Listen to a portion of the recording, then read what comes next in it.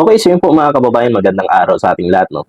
Alam niyo may video po ako na in-upload sa Facebook at sa TikTok. And ngayon gusto kong gawa ng reaction video dito sa YouTube na na-amaze po ako sa mensahe nitong si Yorme Isko Moreno ng Maynila. Kasi sana, 'di ba? Lahat ng mga government official po natin, manalo, matalo, lalong-lalo na yung natalo ka noon, tapos kaibigan mo ngayon, ganito ganyan. Kasi alam natin sa politika, walang permanenteng kaibigan tsaka kalaban. Interes siguro. 'Di ba mga kababayan? Gusto ko lang po ibahagi yung kanyang naging talumpati kasi kaliwat kanan yung mga pambibenga sa kanya ngayon na siya daw napakabalimbing. Okay. Ito parinig ko sa inyo mga kababayan. Si President Marcos, kalaban ko. Nakakompetensya ko yun. Hindi Tama ba? natin. Si President Marcos, kalaban ko. Nakakompetensya ko yun. Tama ba? Naalala nyo pa? Olats ako. Dapat, meron akong ampalaya sa buhay. Tama ba? If there will be some bitterness, no? Tinalo ko nun dapat bitter ako. But I did not. Why? I set aside personal emotion. You focus on the job, on your responsibility. Walang politika. The same thing that I gave to other officials. Whether they are congressmen, whether they are councilor, whether they are barangay chairman or kagawad, whoever they are, wala. Kailangan mo isang tabi so that we can move on. And O, di ba? Bilib din ako sa kanya mga kababayan, sa ganyang mindset niya. And sana dalangin natin yung ating mga government official, ganyan po, di ba? Yung kaisipan, di ba? Sana, di ba? Ganyan yung mga kaisipan. Nakalabang ko to noon, tinalo ako nito, ganito, ganyan. Pero tingnan niyo kay Pangulong Bongbong Marcos, not only Yorme Isko. Mga kababayan, tingnan niyo, Leni Robredo, Mayor of Naga City right now. Di ba? Pag may mga event doon sa Naga or sa Kamsur, di ba, yung baluarte niya, nagkakaroon ng pagkakataon na sila nakikita ni Pangulong Bongbong Marcos. Di ba, mga kababayan? Senator Ping Lacson and Manny Pacquiao, mga nakalaban niya rin po, mga kababayan, last sa presidential election 2022. Saan po yung dalawa? Hindi lang pinalad si MP, si Senator Manny Pacquiao, hindi lang pinalad na manalo for 2025 senatorial. Then congratulations siyempre kay Senator Ping na nanalo po. Sila po'y kasama sa ticket ng alyansa. And yung mismo nag-endorso sa kanila and nagpakilala na yung mga to karapat dapat to, mga eksperyensado to, alam nito ang gagawin. Diba? Mga taong alam ang gagawin pag naging senador at nakaupo ulit. Diba? Oh. Senator Ping, Senator Manny Pacquiao. Pag may mga event sa Malacanang, especially related sa mga atleta, nandun si Senator Manny Pacquiao. Oh. Tingnan natin kung babalikan natin yung eleksyon. Nandun yung batuhan ng putik, nandun yung mapaninira. Diba? Suntok dito, suntok dun. Diba? Nandun po yung mga uppercut, kung ano-ano po ng mga banat, 'di ba? Na kung saan ikaw nang ginawang pinakamasamang tao sa buong mundo. Pero tapos ng eleksyon, kaya sports lang, 'di ba? Napakagandang gantong mindset po, 'di ba mga kababayan? And even last December 30, na kung saan isa ano po 'yon, Rizal Day, na may isang speech sa isang sideline event, si Yorme Isko, na dinalangin niya na sana, 'di ba? Kaharap yung mga tao doon. Dalangin natin, sama natin sa ating dalangin, si Pangulong Bongbong Marcos, yung kanyang kalusugan. Kasi marami pa siyang haharapin bilang presidente ng Pilipinas, which is true. Totoo. Diba? Ganyang mindset sana, mga kababayan. And other topic po tayo, mga kababayan ko. Kaya unahin ko na to. Si Senator Bam Aquino. May article po ako na babasahin, which is, nasa na yun? Ito. Mga kababayan, isinusulong po ni Senator Bam Aquino na ngayon po ay Senate Committee on Basic Education Chairman na mapatawan ng mas mabigat na parusa ang mga eskwelahan, bantay kayo, at individual na ginagamit sa hindi tama ang pondo para sa private school voucher program.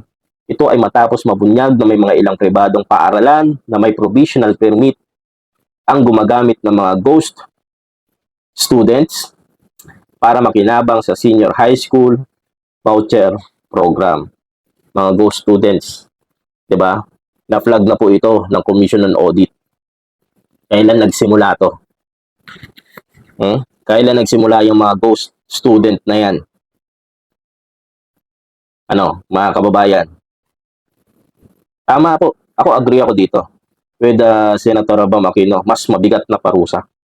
Pang-aabuso 'yan, 'di ba?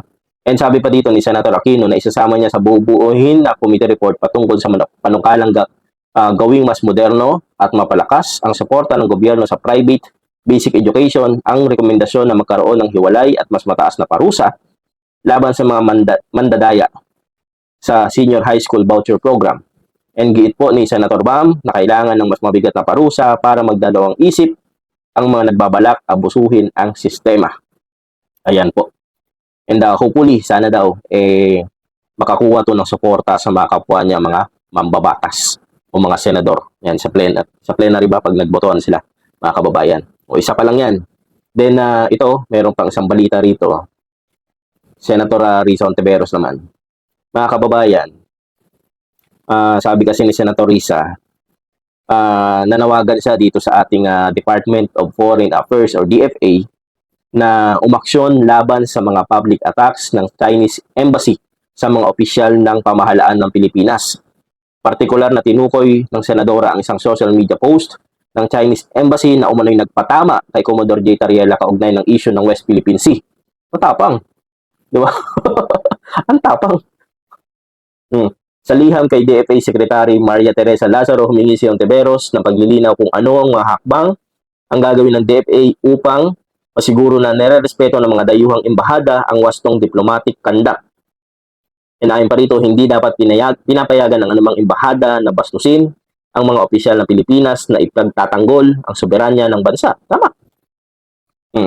And binigyan din pa rito na ang sigalot sa pagitan ng mga bansa ay dapat na resolbahin sa pamamagitan ng formal na diplomatikong pamamaraan at hindi sa pamamagitan ng paninira sa publiko.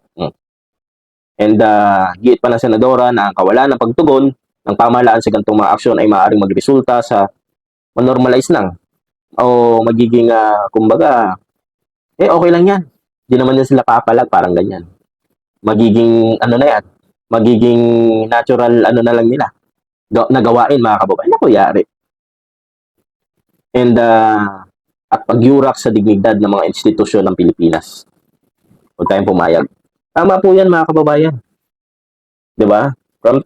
Nung time na nakakapag-cover pa tayo dyan sa National Task Force for the West Philippine Sea, spokesperson si Commodore J. Tariela, nung nako-cover pa natin, right now kasi hindi na natin nako-cover for yung later part ng 2025 and 2026, wala pa update, mga kababayan. Talagang whatever the event dyan sa West Philippine Sea, yun naman po talaga ang nilalabas nila. Magkompleto resibo, ika nga, may video, may mga litrato. And kung titingnan po natin, mga kababayan, between Pilipinas, sabi natin, between China at Philippines, napakaliit po natin. Tapos tayo pa, dyan, gagawa ng gulo. Tayo pa yung nanghihikayat o tayo pa yung tawag dyan. Tayo pa yung gumagawa ng paraan para magkaroon ng away or gusot. Napaka-imposible po, mga kababayan. Provocation. Sila yun. Okay. So, yan po yung importante, mga kababayan. Lalong-lalo na 2028. Diba? 2028. Iniin natin ang mga iboboto natin na totoong maka-Pilipino. Tulad ng paalala po ng Armed Forces of the Philippines, ng AFP, na wag yung mga tao sabi Pilipino or maka-Pilipino sila, pero smokescreen, nagbabalat kayo lang sa pagiging patriotic kuno, maka-Pilipino kuno, pero mas pabor sa interes ng mga banyagang bansa po, mga kababayan. Maging maingat, maging vigilant tayo, lalong na 2028 election is fast approaching, mga kababayan. So once again, magandang gabi, magandang araw, and God bless po, mga kababayan, sa ating lahat. Maraming salamat po.